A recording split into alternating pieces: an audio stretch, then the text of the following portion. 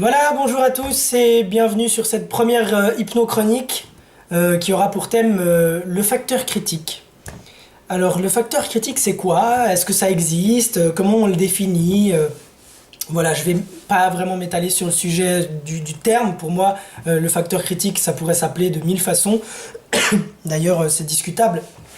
L'idée, c'est d'expliquer un peu comment je le vois et à quoi ça peut servir en hypnose.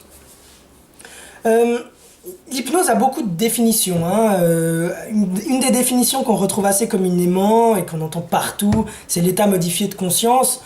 Pour moi, c'est pas suffisant parce que pour moi, on traverse tout un tas d'états modifiés de conscience dans la vie et c'est pas tout à fait de l'hypnose. On pourrait appeler ça des transes, ce que Erickson appelait les transes communes du quotidien. Mais pour moi, toute transe n'est pas hypnose et voilà, c'est quelque chose de très important à cerner. Ce que moi j'appellerais état d'hypnose, c'est un état où on est associé à une expérience hors de notre champ de conscience actuel. C'est-à-dire que si je suis là, assis à un bureau, et que tout à coup je me retrouve ailleurs alors que physiquement je suis là, je suis associé à autre chose et donc dissocié de qui je suis physiquement dans l'univers réel comme on l'appelle, là on pourrait parler déjà d'un état d'hypnose. Alors bien sûr on peut être associé à quelque chose d'autre sans être dans un état d'hypnose, ça peut être dans le rêve et autres. Mais pour moi un critère d'état d'hypnose, c'est un état d'hypnose dans lequel on ne sait plus qu'on est là au présent. Pour moi, avant d'arriver à ce stade-là où on sait plus qu'on est là, on est dans un état d'hypnose très léger, dans une transe, quoi. J'appellerais ça une transe légère, même pas vraiment un état d'hypnose. Et puis Erickson disait dans une vidéo qui tourne et qui est assez connue, que dans le rêve, il n'y a pas d'ego observateur. Il n'y a pas une façon d'observer ce qui se passe et de se dire, ben tiens, je sais que cette expérience est en train de se dérouler, pourtant je ne suis pas spécifiquement acteur de cette expérience. Dans le rêve, on est juste associé à ce qui se passe. Alors, je ne parle pas des rêves lucides et je ne parle pas de toutes ces choses-là, on y reviendra par la suite. Mais dans le cadre d'un rêve normal, entre guillemets, on sait qu'il n'y a pas d'ego observateur. On vit pleinement une expérience sans se poser la question.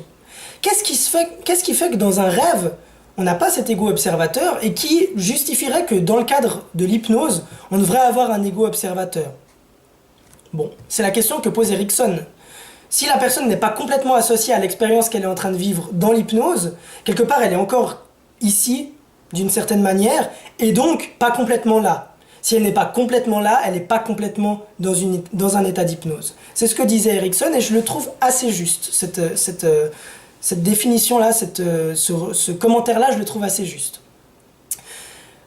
Pour Hellman, l'hypnose, c'était le moment où on contourne le facteur critique. Alors qu'est-ce que le facteur critique? Comment on pourrait le définir? Alors en vulgarisant énormément, pour Hellman, le facteur critique, c'est un peu le filtre qu'il y a entre conscient et inconscient, qui fait que l'inconscient va pas prendre toutes les suggestions facilement et que si je vous dis saute par la fenêtre, vous sautez pas par la fenêtre. Si je vous dis un éléphant rose apparaît maintenant, il n'y a pas d'éléphant rose qui apparaît maintenant. L'inconscient n'est pas complètement perméable et donc ce qui fait qu'il est imperméable entre guillemets à certaines suggestions qui ne sont pas utiles et qui ne vont pas dans son sens et qui ne lui servent à rien, c'est ce facteur critique.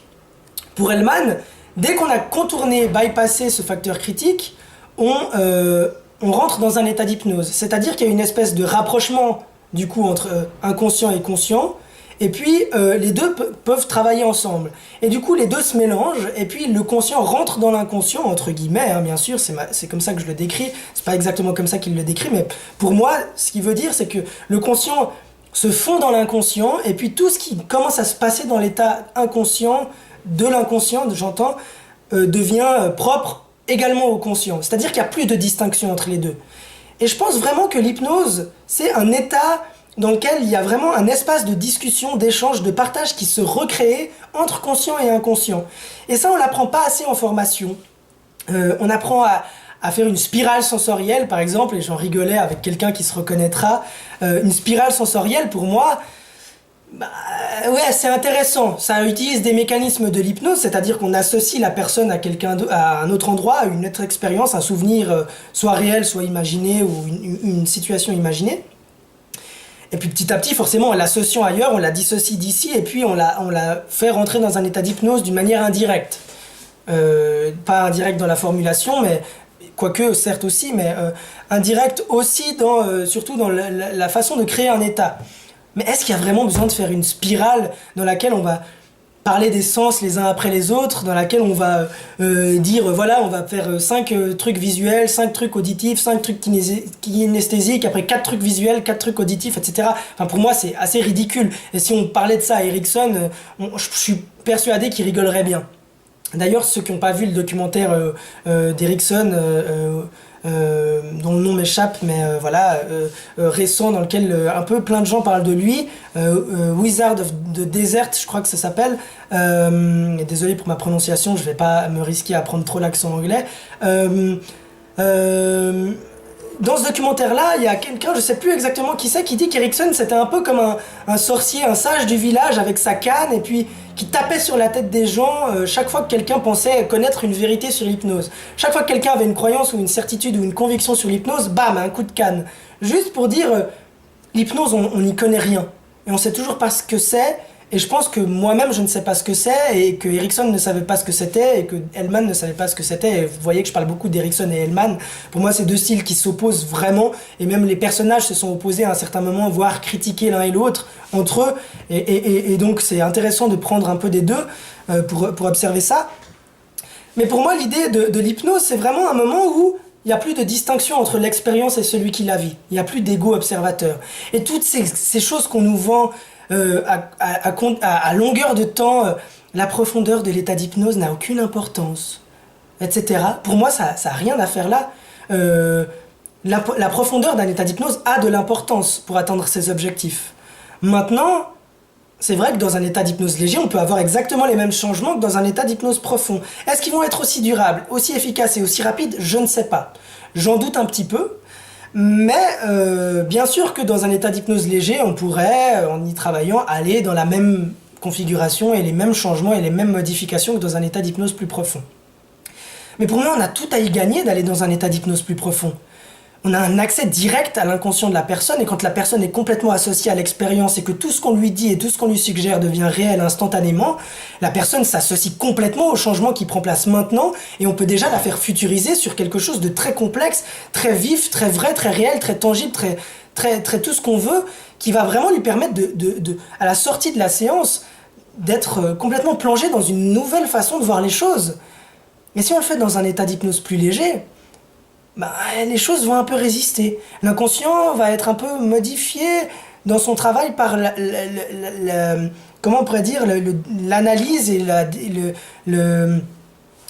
comment on pourrait dire, la déconstruction que le conscient va venir faire. Alors bien sûr, tout ce que je dis dans mes vidéos, c'est mes croyances à moi, hein, c'est mon analyse, tout est critiquable. Mais d'après moi, quand on fait une séance d'hypnose dans un état relativement léger, eh ben on ouvre quand même la porte à une résistance. C'est-à-dire que comme il y a ce facteur critique qui n'est pas complètement bypassé, qui est le filtre entre conscient et inconscient, eh ben il y a quand même une certaine confrontation. Les deux ne font pas qu'un. Et donc forcément les deux ne vont pas travailler exactement dans la même direction, mettre leur énergie dans la même direction. Et dans la plupart des écoles dans lesquelles j'ai eu l'occasion d'assister à des cours ou de prendre des cours, parce que j'ai été formé, etc., dans différentes écoles, et j'ai vu énormément d'endroits où on apprenait aux gens à faire une détermination d'objectifs pendant, je sais pas, allez, 40-50% de la séance, 30% au minimum, quoi. Ça peut aller jusqu'à 50%. Il y en a même qui font pas d'hypnose lors de la première séance. Bon, ça, c'est une approche, hein, je la respecte complètement. Et puis après, une fois qu'on a passé l'induction, la détermination d'objectifs, on passe à l'induction. Et puis l'induction, c'est quoi 20%, donc on se retrouve avec 50% de détermination d'objectifs, 20% d'induction, 25% de travail, et puis 5% de sortie de transe. Je crois que je suis juste dans mes calculs, hein, vous me corrigez si je me trompe. Mais si on parlait à la personne d'une manière consciente de ce qu'elle demande, et puis qu'on la mettait directement en transe, et qu'on prenait vraiment le temps de faire une vraie induction, et qu'on bypassait ce facteur critique, on pourrait aller beaucoup plus loin. Et pour moi, si ceux peut-être qui regardent cette vidéo et qui ont déjà fait une séance d'hypnose avec moi, et c'est un modèle que je travaille et que je développe tous les jours, moi, une séance d'hypnose, ça ressemble plus à 10 minutes, 5-10 minutes de détermination d'objectif maximum.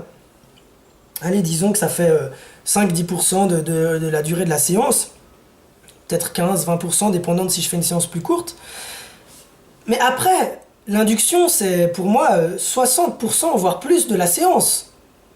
Une fois que la personne elle est dans un état somnambulique, par exemple, mais les changements, ils sont tout de suite là. On peut réaliser, concrétiser, travailler directement sur des choses. Il n'y a aucun effort conscient à faire. La personne est complètement associée à l'expérience et à tout ce qu'on lui suggère. Alors on a tout à y gagner de ça.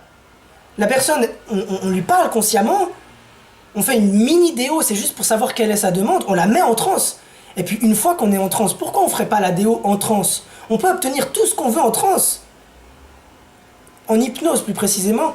Et sans le filtre conscient qui va venir mentir, corriger ou faire d'autres choses qui vont empêcher d'avoir tous les éléments de la manière la plus juste et utile pour nous. Donc, pour résumer, pour moi c'est vraiment 10% déo, 60% induction pour vraiment approfondir le truc. Et quand la personne est vraiment loin, et c'est à mon avis ce que faisaient Erickson et Hellman, c'est vraiment s'assurer que la personne est dans une vraie transe formelle et profonde.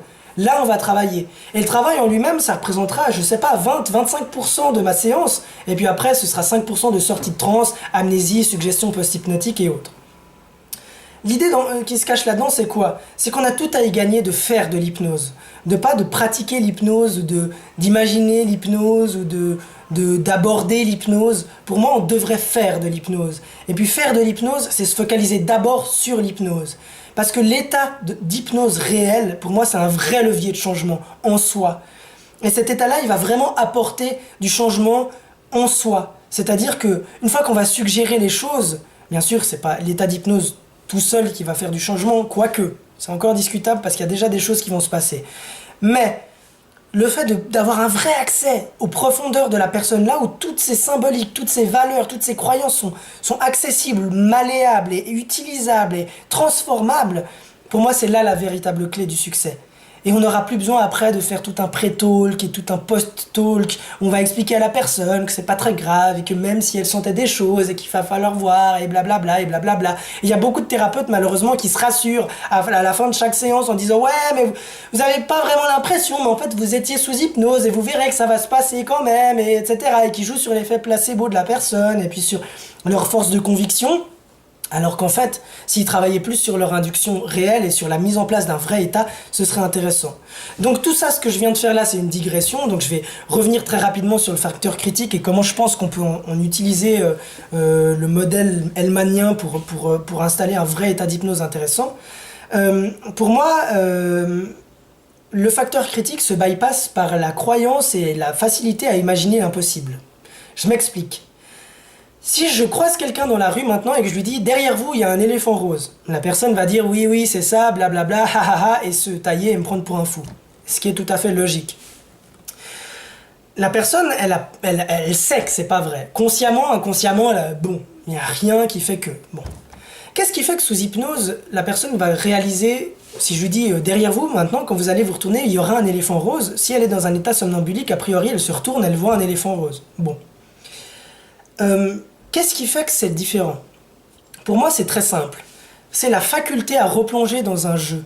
On entend très souvent des techniques d'hypnose, et Erickson l'utilisait beaucoup, qui consistent à, pour créer une induction, se replonger dans quelque chose de très régressif, au sens, on part dans une espèce de régression. Alors Antoine Garnier a fait une vidéo très intéressante dernièrement, où il décortique un peu une vidéo de Milton Erickson, et il explique un peu ça. Le fait qu'Erickson décrit une technique dans sa vidéo où il dit voilà, je parle de l'alphabet et puis de comment c'était c'était fatigant d'apprendre l'alphabet, etc. Et puis les gens partent dans un état d'hypnose. Pourquoi? Parce qu'ils repartent en enfance et puis il y a une notion de fatigue, etc. Puis on les associe à autre chose, donc il y a tout un tas d'ingrédients qui font qu'on va créer un état d'hypnose. Mais pour moi, la vraie vertu de tout ça, c'est le fait que l'enfance, c'est l'ouverture d'esprit. C'est la malléabilité de la suggestion. C'est la naïveté, quelque part, pure, simple. L'ouverture, la croyance, voilà. Le manque de critique sur ce qui nous entoure et sur l'information. Le manque d'analyse et de recul. Et pour moi, le meilleur moyen de mettre quelqu'un dans un état d'hypnose, c'est de le faire jouer avec ça. Si vous commencez à mettre quelqu'un dans un jeu d'imaginaire, peu importe lequel, peu importe ce que vous faites imaginer à quelqu'un, et puis que petit à petit vous commencez à ajouter des ingrédients qui ne sont pas du tout possibles à imaginer dans un état conscient, critique, rationnel et fermé et cartésien, eh bien vous bypassez le facteur critique. Je vous donne un exemple. Si vous demandez à quelqu'un de fermer les yeux et puis de se concentrer sur sa respiration, vous allez être dans quelque chose de très associé, puis vous pouvez balancer des suggestions et espérer faire rentrer la personne dans un état d'hypnose. Ok. Mais en soi, ça va pas bypasser le facteur critique. Contourner donc. Si vous commencez maintenant à demander à cette personne « Ah oui, qu'est-ce que tu faisais hier ? Ah d'accord, tu étais à tel endroit. Ah tiens, c'est intéressant. Et puis, qu'est-ce qu'il y avait en dehors de cet endroit ? D'accord. Et puis, est-ce qu'il y a un parc à proximité ? Oui. Ok, il est où ce parc ? Alors déjà, en parlant d'un endroit, vous allez couper le dialogue intérieur en jouant avec le côté spatial et tout ça. Ça va couper le dialogue intérieur. Donc la personne va déjà se mettre dans un état de réceptivité de l'instruction où elle va focaliser son énergie sur ce qui se passe et sur sa concentration. Bon, c'est ce qui est très utilisé dans la covert, par exemple, par Darren Brown et autres. On va demander un lieu, etc. pour couper le dialogue intérieur de la personne et puis ensuite on fait une rupture de pattern. On peut le faire en comptant à l'envers et autres. Bref. L'idée, c'est qu'une fois que vous avez commencé à focaliser l'attention de la personne sur une expérience et que vous commencez à lui ajouter quelque chose de très farfelu, du style « Ok, j'ai juste envie que, une fois que tu te retrouves dans ce parc qui est à proximité, donc imagine que tu t'y rends, etc., blablabla, peu importe qu'elle y soit associée ou pas, qu'on décrive des trucs visuels, auditifs, kinesthésiques ou pas, on s'en fout. On veut juste qu'elle s'y associe. À sa façon, à elle, peu importe.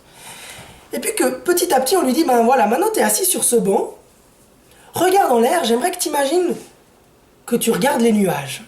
Ok, la personne regarde les nuages. Et puis tiens, il y a un nuage, tu vas lui donner une couleur particulière. Tu vas imaginer que c'est toi qui peux lui donner une couleur particulière. C'est pas sorcier d'imaginer ça.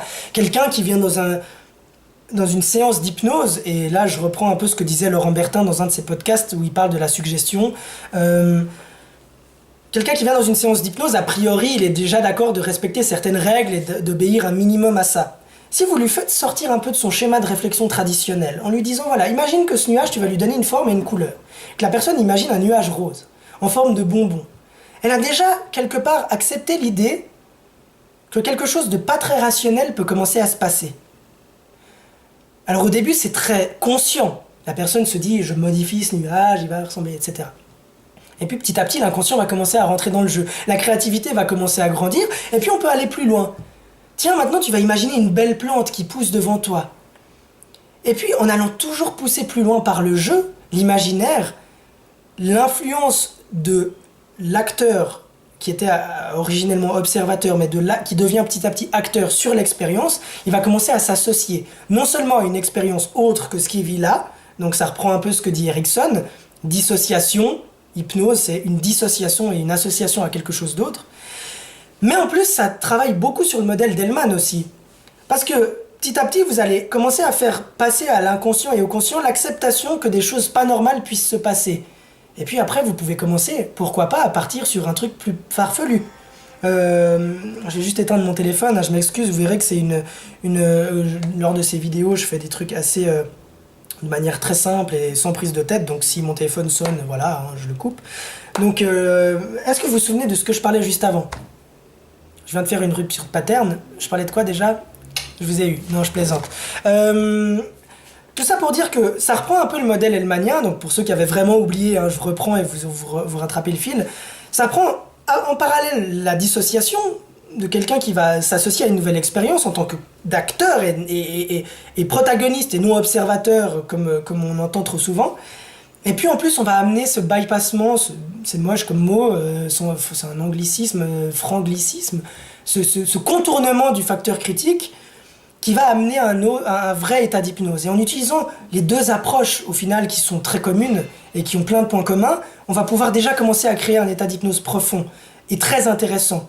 Si vous commencez après à partir sur le fait que la personne qui commence à accepter qu'elle peut interagir sur le décor, eh ben elle va se retourner, il va avoir un magnifique éléphant rose.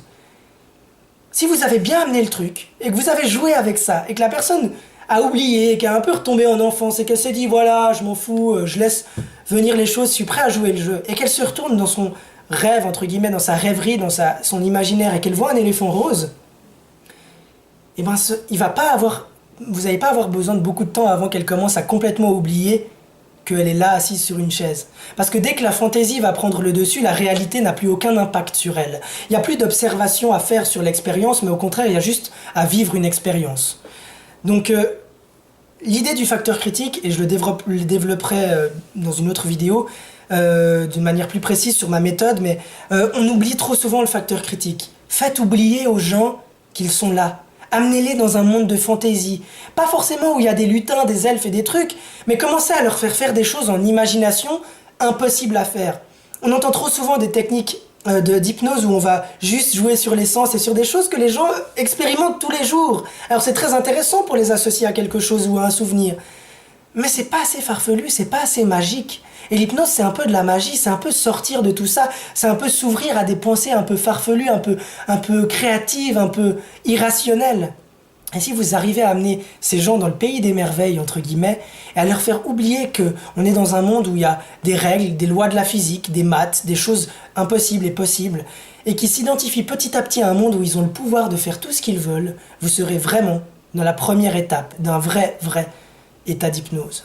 Et une fois que vous aurez mis cet état d'hypnose à votre profit et que vous aurez utilisé n'importe quel moyen pour l'approfondir, une fois que vous aurez ouvert cette porte, que la personne sera d'une part associée et en plus qu'elle oubliera petit à petit de prendre du recul et d'analyser rationnellement les informations, non seulement son facteur critique sera complètement contourné, non seulement elle sera petit à petit associée à une expérience, mais en plus toutes les suggestions que vous ferez par la suite, en ayant posé le cadre et les fusibles nécessaires pour que les suggestions vraiment saines pour la personne et utiles pour elle passent vraiment pour elle, qu'elle puisse se les approprier, alors vous créerez une vraie, belle, magnifique expérience pour elle. Et quand elle ouvrira les yeux après, je sais pas, des dizaines de minutes d'induction, d'approfondissement, et juste un moment où vous aurez vraiment fait un travail qui aura un réel impact sur sa personne, sur ses convictions, sur sa façon de voir le monde, de ressentir, de vivre les choses.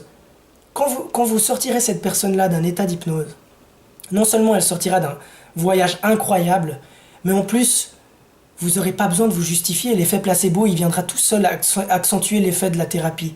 Vous n'aurez pas besoin d'essayer de jouer avec des astuces pour faire croire à la personne qui est peut-être résistante que même si elle n'est pas complètement rentrée dedans, etc.